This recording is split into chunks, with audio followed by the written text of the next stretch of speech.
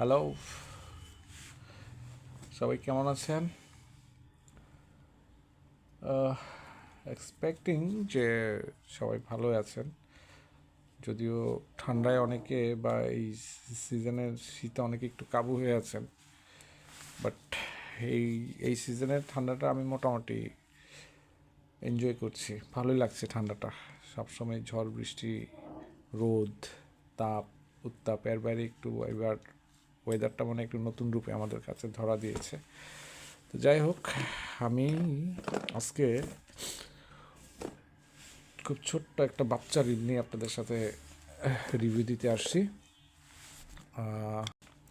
শুরুতেই বলে নিই, এই রিলটার ব্র্যান্ডটা দেখলে অনেকের পছন্দ নাও হইতে পারে, কারণ টিকাকে অনেকে ব্যক্তিগতভাবে পছন্দ করেন না এটা। বাট আমার আসলে টিকা, শিমানো, ডায়োয়া এগুলো নিয়ে কোনো মাথা ব্যথা নেই। আমার পারপাস, আমার উদ্দেশ্য, আমার মিশন, যেই জিনিসটা বা যেই টুলটা সেটা যেই কোম্পানিরই হোক, চায়না হোক আর ব্র্যান্ডেড হোক, নন ব্র্যান্ডেড হোক, আমার যদি পারপাস সার্ভ হয়, আমি ওই জিনিসটা আমার কালেকশানে নিয়ে আসি। তো আমার কালেকশানে এরকম অনেক জিনিসই আছে। তো এর মধ্যে টিকার এই রিলটি একটা। তো আমি যদি এই টিকার এই রিলটা নিয়ে একটু ডিটেল বলি বা বলতে যাই, যে এখানে লেখা আছে, দেখতে পাচ্ছেন, এটা আমি আমার হাতে যে রিলটা আছে বা এই বক্সের যে রিলটা, এটা আসলে 3000 সিরিজের একটা রিল। তো এই রিলটার সাধারণত 2500 এম, 3000, তারপর পিআর 3000 এম, এই চারটা সিরিজে বা চারটা মডেলে পাওয়া যায়।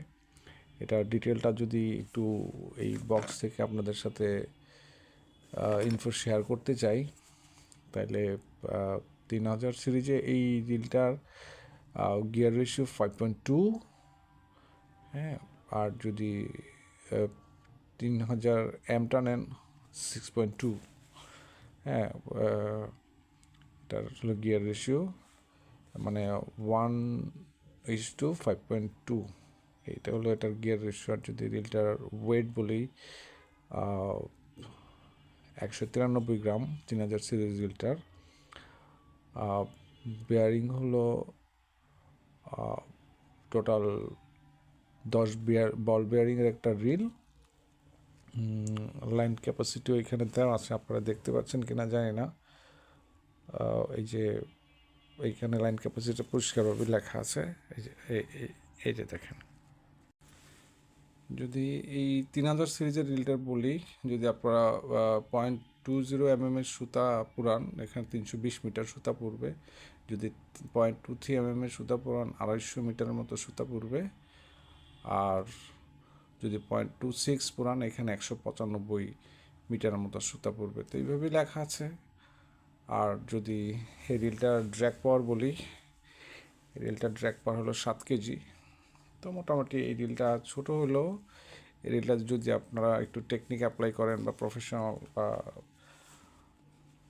কী বলবো, শৌখিন বলবো নাকি প্রফেশনাল বলবো, যারা একটু মানে পারদর্শী শিকারী, তারা এটা দিয়ে 10-15 কেজি পর্যন্ত মাছ এটা দিয়ে ড্র্যাগ করতে পারবেন বা ল্যান্ড করতে পারবেন।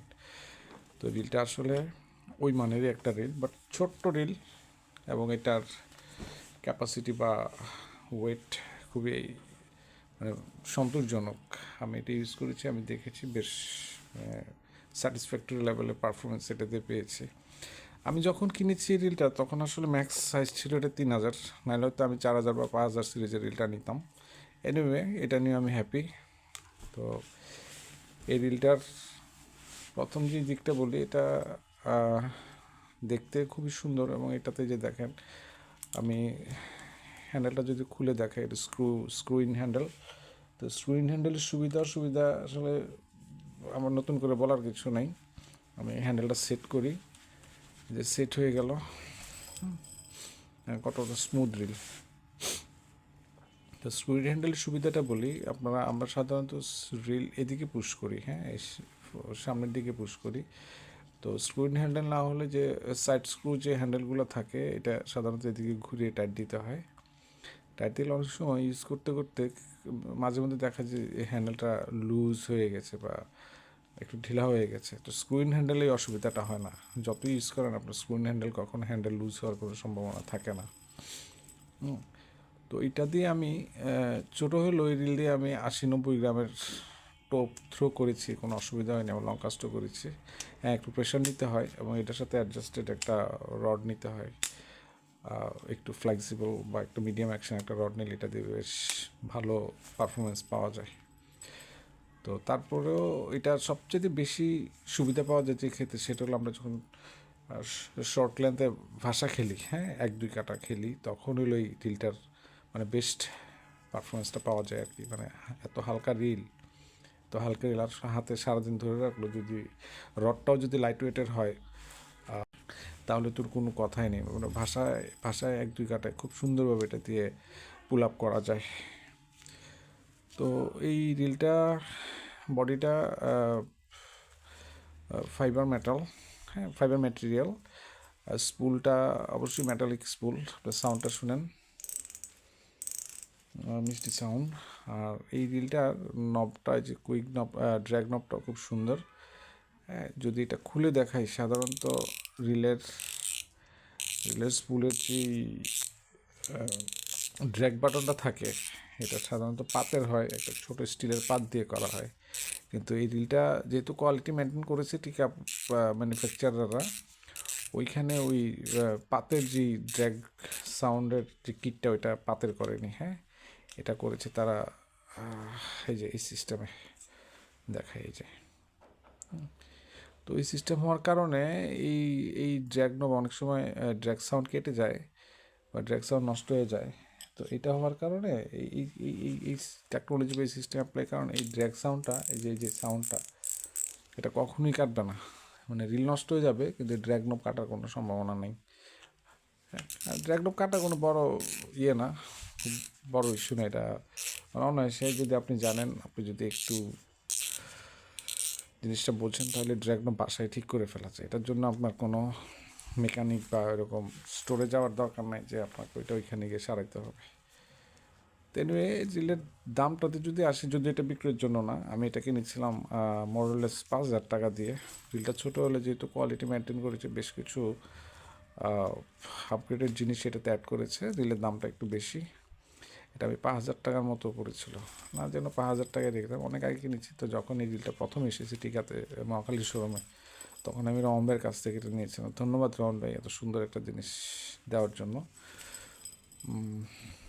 এই তো, এই রিল নিয়ে আর কিছু বলার নাই। এরপরে যদি কিছু জানার থাকে আপনাদের, কমেন্ট বক্সে জানাবেন। তবে এটা বিক্রির জন্য না, আমি এটা ইউজ করেছি। এটা দিয়ে আমি 4-5 কেজি মাছ অনায়াসে টেনে নিয়ে আসছি, কোনো সমস্যা হয়নি। তো এই হলো রিলটা। এই রিলের ব্যাপারে আরও যদি কিছু জানার থাকে কমেন্ট বক্সে জানাবেন। ধন্যবাদ, ভালো থাকবেন। ও, এটার মডেলটা বানায়নি, বলেন যাওয়ার মডেলটাই বলা হয়নি, আসলে বলে যাই।